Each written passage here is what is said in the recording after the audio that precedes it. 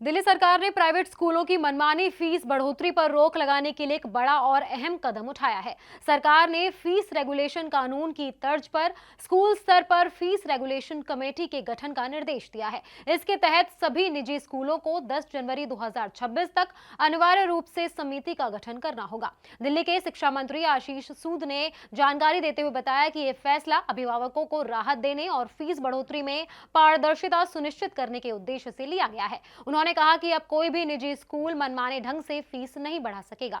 यदि कोई school fees बढ़ा देता है तो उसे ठोस कारण और प्रस्ताव समिति के सामने रखने होंगे। अब आपको फीस रेगुलेशन कमेटी के महत्वपूर्ण बिंदु बताते हैं।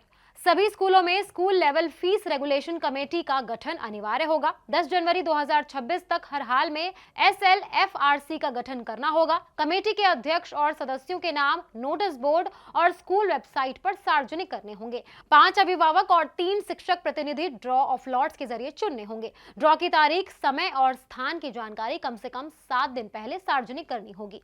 स्कूल प्रबंधन को प्रस्तावित फीस संरचना 25 जनवरी 2026 तक SLFRC को देनी होगी। SLFRC को फीस प्रस्ताव पर 30 दिनों के भीतर कारण सहित फैसला अनिवार्य करना होगा।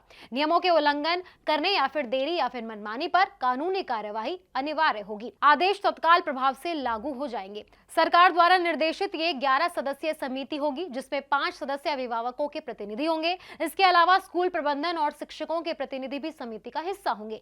फीस बढ़ने से संबंधित सभी प्रस्तावों को 25 जनवरी तक समिति के समक्ष प्रस्तुत करना अनिवार्य होगा। समिति प्रस्ताव पर चर्चा कर अपनी सिफारिश देगी, जिसके बाद ही कोई फैसला लिया जा सकेगा। इसी बीच दिल्ली शिक्षा निदेशालय ने भी इस संबंध में आदेश जारी कर दिया है। आदेश के मुताबिक केवल विद्यालय स्तर पर ही नहीं बल्कि जिला स्तर पर भी शुल्क निर्धारण समितियों का गठन किया जाएगा, ताकि किसी भी तरह की अनियमितता पर निगरानी रखी जा सके।